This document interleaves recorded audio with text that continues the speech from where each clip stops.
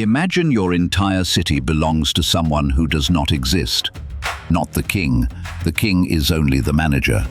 The actual owner of every field, every granary, every loaf of bread, and in a sense of you, is a god. You don't earn a wage, you work the god's land, and you're fed from the god's storehouse.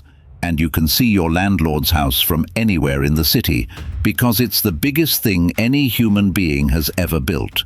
A man-made mountain of mud brick, climbing story by story into the sky, with the god's private shrine at the very top. We call that mountain a ziggurat, and we lazily file it under the Mesopotamian pyramid. But it is almost the exact opposite of a pyramid. This is the story of the temple cities, where the first skyscrapers weren't built for people at all. They were staircases for the gods. Last time, we met the Sumerians, the people who invented the future. But we skipped the strangest thing about their world, who they thought was actually in charge. Because it wasn't quite the king, and it definitely wasn't the people. Will Durant, surveying these first cities, saw religion sitting at the dead center of everything, the temple as the heart from which the whole city grew. And to understand that, you have to throw out almost everything you assume a temple is. This was not a church you visit on a holy day. It was a house, with a resident, a staff, an estate, and a bottomless appetite for grain. Start with the building, because it announces the whole idea. A pyramid in Egypt is a tomb, a house for a dead king's body, sealed, pointing down into the earth and the afterlife. A ziggurat is the reverse. It holds no tomb, no burial, no body. It is a house for a living God, and everything about it points up. A solid mountain of mud brick raised for one reason: to lift the god's shrine as close to heaven as human hands could stack it. The most famous of them still stands at Ur. Around 4,100 years ago, King Ur-Nammu, the same lawgiver whose code we met 2 episodes ago, raised the great ziggurat of Ur for Nana, the moon god, and it became the religious and administrative heart of the entire city. And remember where this is happening: a land with no stone and no timber. Every terrace of that mountain is brick, brick upon brick of river mud, shaped by hand, dried in the sun, stacked into a man-made mountain on a dead flat plain. In a world where nothing stood taller than a rooftop, imagine walking in from the fields and seeing it for the first time. A mountain where no mountain should be, built by human hands for someone no one had ever seen. The Sumerians said so in the building's own names. The great ziggurat at Babylon was called Etemenanki, the house of the foundation of heaven and earth. Others were named the house of the link between heaven and earth. That's what the ziggurat was: a junction box between worlds, a stairway built so the god could step down to meet his city and the priests could climb up to meet him. And notice who's missing from that picture: you. The public did not go inside. There was no congregation, no service, no crowd. The ziggurat wasn't where people worshipped the god, it was where the god lived, and only his priests were allowed up the stairs. If Babylon's Etemenanki sounds familiar, by the way, it should. A towering structure at Babylon, reaching for the heavens. It is almost certainly the real building behind the biblical story of the Tower of Babel. But the ziggurat is just a visible tip. The truly radical thing was the economy running beneath it. In the early Sumerian city, the temple wasn't only a religious building, it was the single biggest landowner, employer, and warehouse in town. And it was all organized around one legal fiction: the god owned it.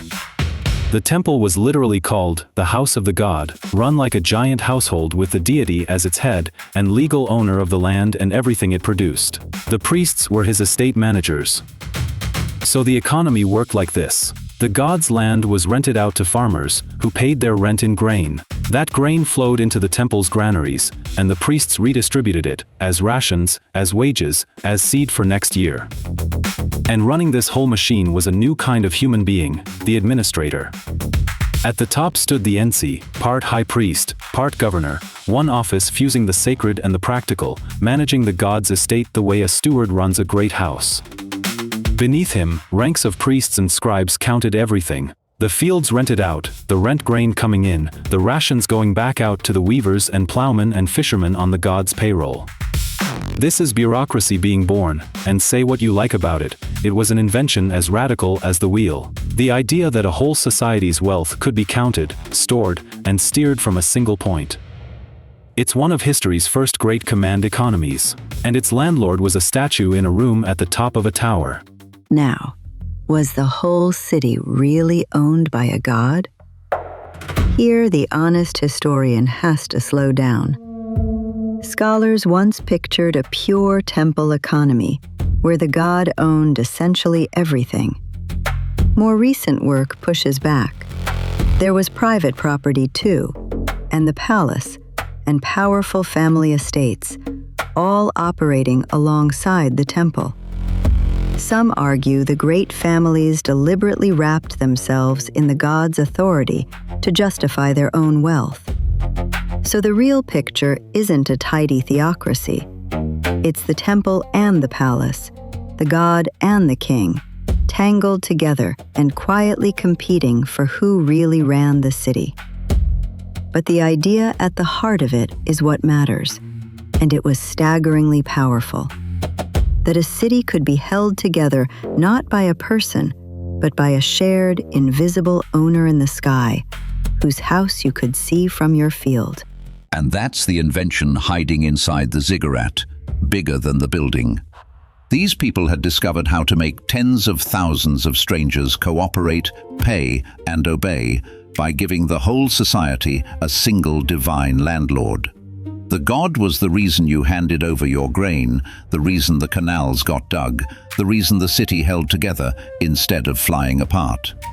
It was, in a way, the ultimate version of the big god we met in the religion episode, not just a watcher in the sky, but the literal owner of the ground under your feet.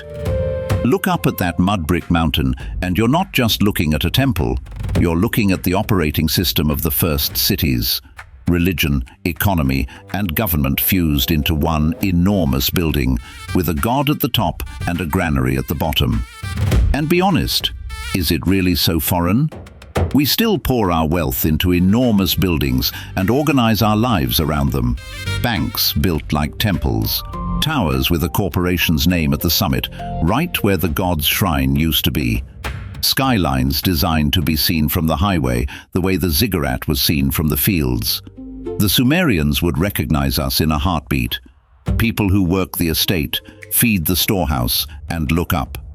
We stopped building staircases to heaven a long time ago, but we never stopped building huge things to organize ourselves around. And the Sumerians did it first. A whole civilization arranged, quite literally, around the house of a god.